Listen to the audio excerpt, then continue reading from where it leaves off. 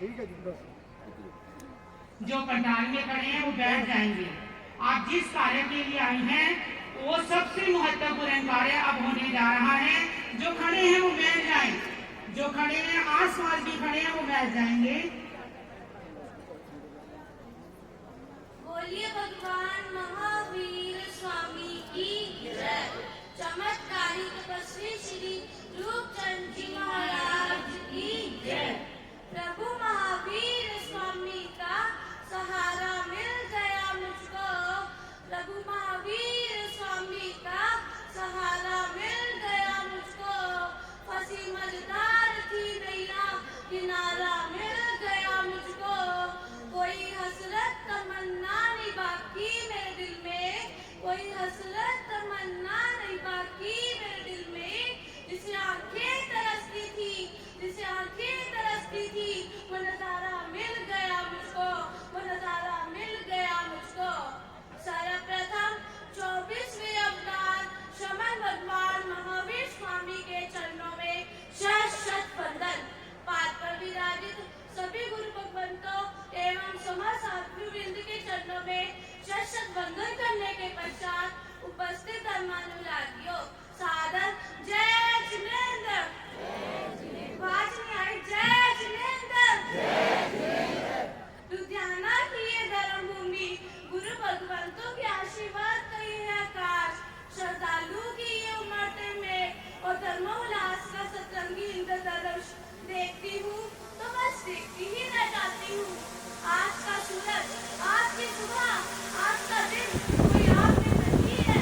यह कुछ खास है, कुछ स्पेशल है। गंगी मैया की उंगली पकड़कर वर्षों से मैं संयम धारण करने के जिस लक्ष्य की ओर बढ़ रही थी, आज वह इच्छा पूरी होने जा रही है। आज वह लक्ष्य पूरा होने जा रहा है। संसार सागर से पार उतरने के लिए, कर्मों के बंधनों को तोड़ने के लिए, संयम प्राप्ति के वो परम और पुनीत पल जिनका मुझे बेसब्री से इंतजार था, वो कुछ ही क्षणों में आने वाले हैं।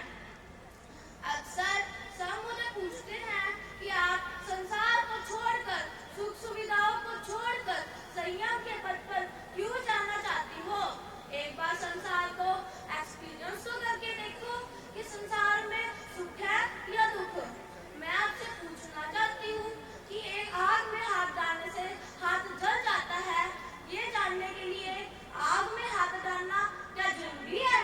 सांप के डसने से व्यक्ति मर जाता है, ये जानने के लिए सांप के बिल में हाथ डालना क्या जरूरी है। ठीक इसी प्रकार संसार असार है, इसे जानने के लिए सभी सुखों को एक्सपीरियंस करने की कोई जरूरत नहीं है। मुझे तो आप सबकी लाइफ देखकर ही पता चल रहा है कि संसार असार है। मेरे परिवार के संस्कार भी ऐसे हैं जिन्होंने मुझे हर पल धर्म की राह दिखाई।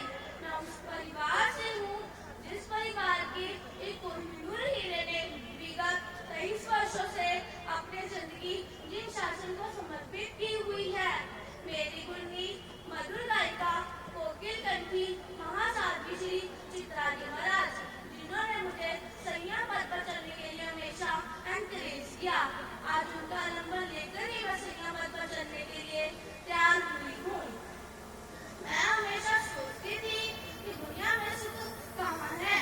मैं हमेशा कंफ्यूजन में रहती थी कि सुख तो घर में भी है और सुख तो दूर चरणों में भी है, लेकिन दोनों में से कौन सा सुख सच्चा है।